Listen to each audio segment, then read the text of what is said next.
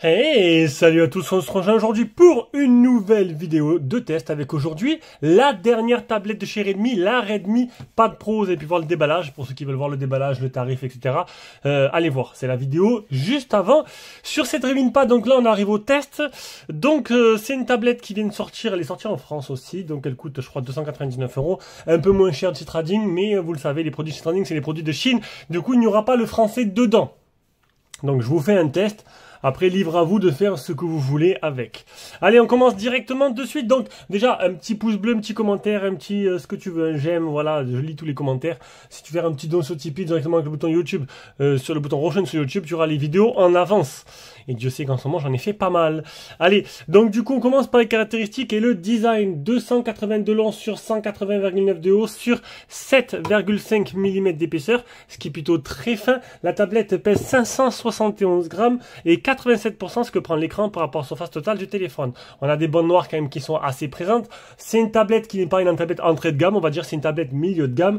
Elle est faite d'aluminium, elle existe en bleu, en gris ou en vert. On a un écran de 12,1 pouces de type IPS, définition 2560 x 1600. Une luminosité max manuelle de 400 CD et une luminosité max dans certaines conditions jusqu'à 600 CD. Le tout permet elle a un rafraîchissement max de 120 Hz et bon point, ce que j'ai bien aimé, c'est que tu peux choisir entre 60, 90 et 120, ce qui est plutôt intéressant. Donc au lieu de le mettre en automatique, tu peux la laisser continuellement en 90, c'est ce que j'ai fait moi, parce que je préfère. Je trouve que c'est le bon compromis. Elle est certifiée Dolby Vision et elle est protégée par un Gorilla Glass 3. Il n'y a pas de film posé dessus, à vous d'acheter le film et une coque en cas où sur AliExpress. Le tout animé par le Snap 7S Génération 2 avec un Adreno 710. Appareil photo frontal de 8 mégapixels no name avec la reconnaissance faciale.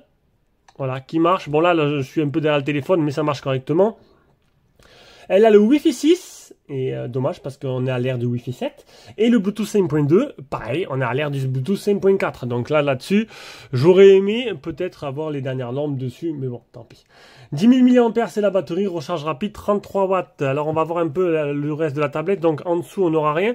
Sur le côté droit, on aura les deux haut-parleurs stéréo du côté droit avec le port jack. Port jack qui se perd, c'est bien sur les tablettes, il y reste. Moi, je trouve que sur une tablette, le port jack est quand même un élément essentiel. Voilà.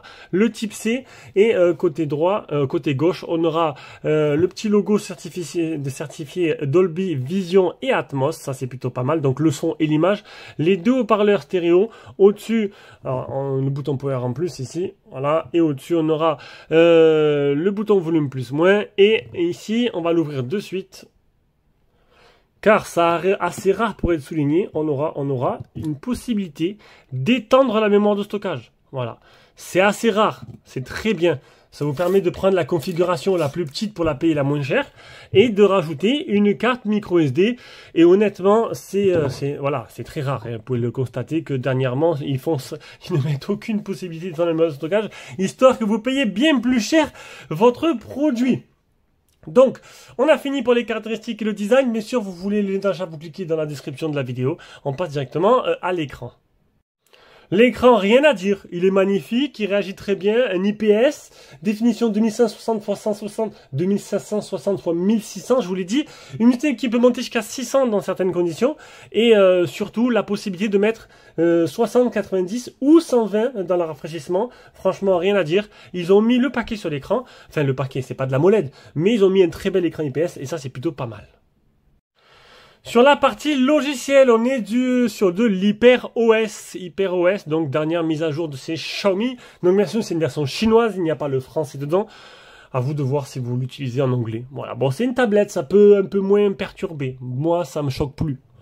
C'est normal, je teste beaucoup de produits en anglais. Est-ce qu'il y aura possibilité de faire une mise à jour Xiaomi.eu? Je n'en sais rien, je doute vraiment, mais on sait jamais. Voilà. Donc après, le mieux l'acheter là en français. Elle coûte à peine plus cher. C'est vous qui voyez par la suite. Allez, donc ça tourne très bien, HyperOS sur tablette, c'est plutôt très bien optimisé. Et on va s'intéresser maintenant directement aux captures d'écran. Alors, on commence par le SafetyNet, il est passé, elle est certifiée L1, tu auras bien Netflix dans sa meilleure résolution. Le PC Mark 1178, le Geekbench le premier, le deuxième Geekbench, le Antutu 551 937, on est sur sur une tablette qui est, on va dire, milieu de gamme. Je ne vais pas dire entrée de gamme, à peine au-dessus. Voilà, à peine au-dessus, j'aurais peut-être préféré avoir un processeur un peu plus puissant. Test le chauffe qui est monté en dessous des 40 degrés, donc ça a été réalisé. Avec la batterie de 10 000 mAh sur 1 heure. Avec la musicité à 50% et le son à 70%.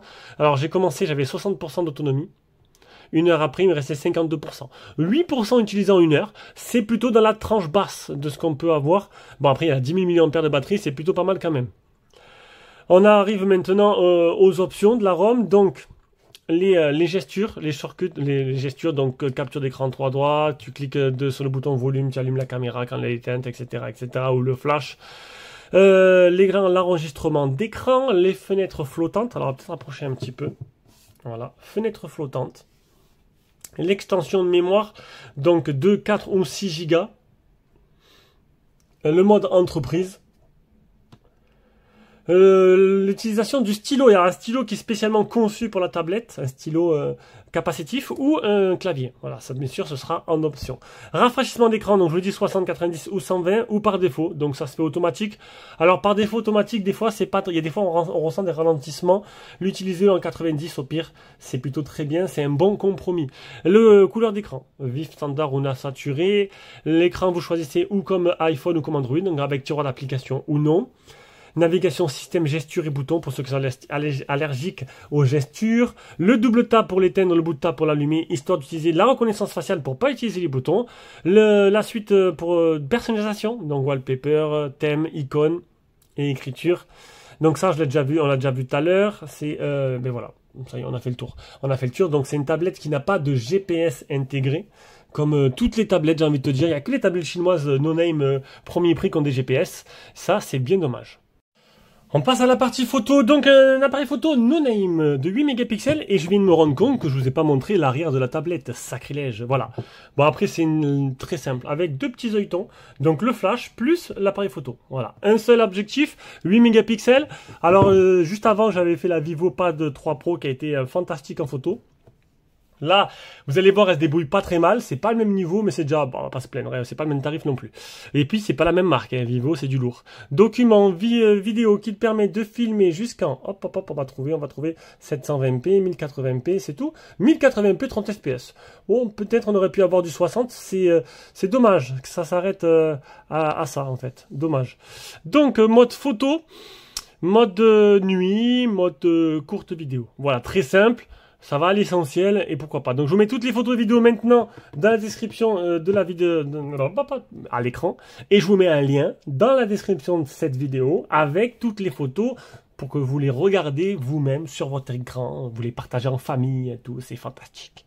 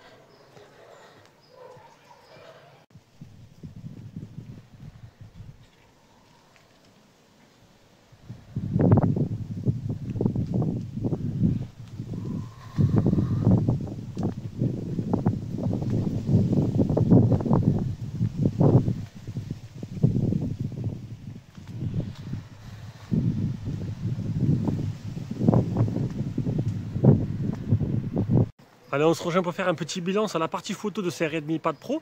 C'est pas trop mal, je trouve que les photos sont plutôt jolies. Je pense que ça a été un peu travaillé la partie photo, malgré que ce soit une tablette. Non, voilà, donc vous avez pu voir un petit aperçu. Le mode nuit. Le mode nuit est là, mais complètement inexistant, le mode nuit. Hein. Mode nuit inefficace, par contre, franchement, le reste, c'est plutôt probable. C'est plutôt probant, joli, sympa.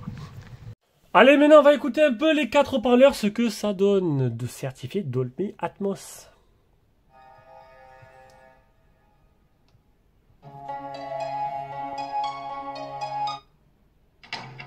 Ah, on se tape la pub. Bon, on va mettre de l'électronique. Hein. Là, je vais essayer de trouver une chanson qu'il faut. On va mettre de l'électro. On va écouter un peu, voir si le haut-parleur il sature pas trop.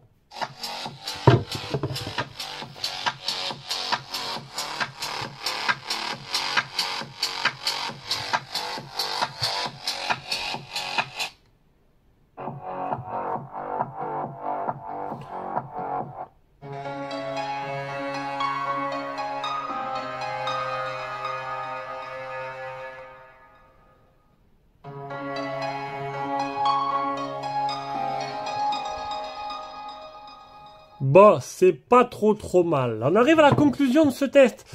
Pourquoi cette Redmi Pad Pro? Alors, ils avaient sorti la Redmi Pad. Oui, je comprenais. Hop. C'était une tablette qui était entrée de gamme. On sait que chez Xiaomi, il y avait la Redmi Pad et puis la Xiaomi Pad 6. Xiaomi Pad 6 qui est à peu près 300 €. La Redmi Pad qui était à 150 €. Tu la trouves facile à 130, 120, 130 au moins cher. J'ai vu sur AliExpress en français. Et là, une Redmi Pad Pro qui va rentrer en concurrence directe avec une Pad 6 qui est quand même de meilleure qualité, je trouvais, qui est un peu mieux finie. Je sais pas si cette tablette va faire fureur parce que du coup, elle est au même tarif. Moi, honnêtement, je préfère prendre une Xiaomi Pad 6 à 230 € sur AliExpress quand il y a la possibilité d'avoir ce tarif-là, plutôt que ce Redmi Pad Pro. Maintenant, chacun fait ce qu'il veut et chacun verra midi à 14 h. Voilà. Allez, sur ce, je vous fais des gros bisous et on se rejoint pour une prochaine vidéo. Ciao, ciao.